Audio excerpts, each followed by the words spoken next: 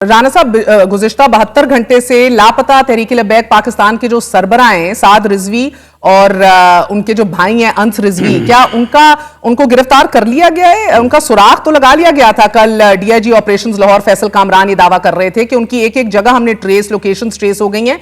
गिरफ्तार किया गया है अभी तक? ये बात तो मैंने भी कल सुनी थी, लेकिन उनकी गिरफ्तारी से मुतल्लिक कोई इंफॉर्मेशन नहीं है। और सर ये बताइएगा कि अब आपने ये बात की कि उनके कोई डिमांड्स नहीं थे।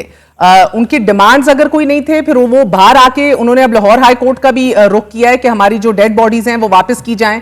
फिर वो अपने फुटेजेस भी दे रहे हैं कि बार बार माइक पे वो कह रहे थे कि हमसे मुज़ाकरात करें, बैठें, हम नहीं खड़े होना चाहते। तो इस हवाले से कोई हुकूमत का कोई फैसला किया है कि कितनी लाशें, क्या वापस करना है, क्या करना है एग्जैक्टली? वो तो अदालतों में पहुंच गए हैं। देखिए, अगर अदालतों में पहुंच गए हैं तो बेहतर है कि अदालत में जो है वो सारी चीज़ें जो है वो सॉर्ट आउट हो जाएंगी, क्योंकि एग्जैजरेटेड फिगर्स जो हैं वो सामने आ रहे हैं। और इस किस्म का जो मामला है, देखिए मैं तो बड़ा वाज़ेह हूँ इस बात के ऊपर कि ये मार्च और उसके नतीजे में ये होने वाला ऑपरेशन और ये नौ मुंतखब चीफ मिनिस्टर की जो तकरीर है उस दिन इंतखाब के बाद असम्बली में, ये चीज़ें ऐसी हैं कि हमें कुछ खुदा का खौफ करना चाहिए। इस मुल्क की इस रियासत के ऊपर जो है वो रहम करना चाहिए। 25 करोड़ अवाम के ऊपर जो है वो रहम करना चाहिए कि हम इस वक्त किस पोजीशन में हैं।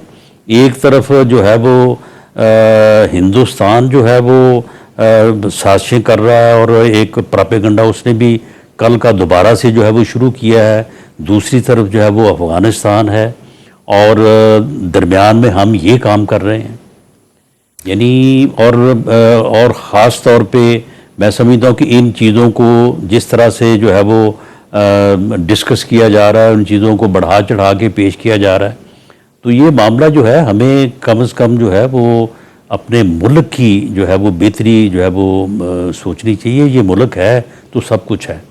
जो मुल्क दुनिया में टूटे हैं वहां पे देखें लोगों का हशर क्या हुआ है। इस ऑपरेशन के बाद ये डिसबैंड हो जाएगी तहरीक-ए-लब्बैक पाकिस्तान? इसको आप लोग कलअदम करार दे देंगे या क्या आपकी उम्मीद है कि इस ऑपरेशन के बाद नतीजा निकले?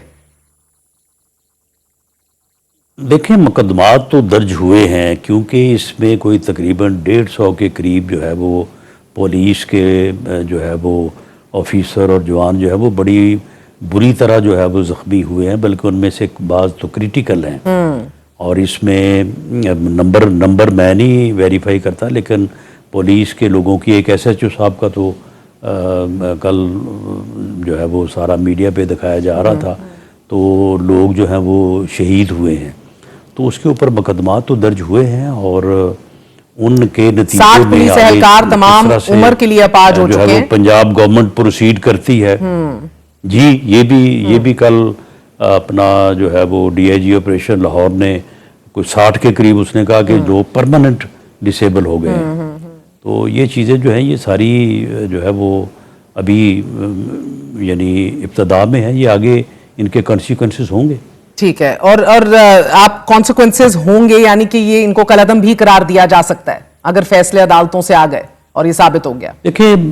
देखिए इस बारे में पंजाब हुकूमत की कोई स्टेटमेंट तो मैंने नहीं देखी, लेकिन बहरहाल ऐसा हो सकता है। आखिरी सवाल राना साहब, वो सुहेल अफरीदी को स्वेर इन करा दिया है, तो ये सियासी हक तो उनका था ही, पता नहीं इतनी लेतो लाल और इतनी पेचीदगियां क्यों डाली बीच में, मगर अब इमरान खान ने उन्हें कहा है कि डट जाओ, कायम हो जाओ। और बात सुने वो उसको हलफ तो उसने उठाया है ना अपना क्या कहते हैं इसका, वज़ीर आला KPK का, लेकिन मुंतखब होने के बाद जो उसने तकरीर किया वो तो खुद कुछ बम्बार लगता है। उसने कहा है कि मैं इश्क़े इमरान में मारा जाऊंगा। अब आप मुझे बताएं कि वो तो इश्क़े इमरान में मारा जाएगा, बाकी जो 2 करोड़ और 25 करोड़ लोग हैं इस पाकिस्तान के, वो उनका क्या बनेगा? सर, ये आपको इसी लबो लहजे के साथ कंटिन्यू करते दिखाई दे रहे हैं? नहीं, वो तो उसके इमरान में उसने तो मारे जाना है। उसने कंटिन्यू कहाँ करना है? उसने तो खुद कह दिया है। कि मैं इश्क इमरान में मारा जाऊंगा, तो फिर अब जब वो ही मरने पे तुला हुआ है तो उसको कंटिन्यू कैसे करवाएंगे आप?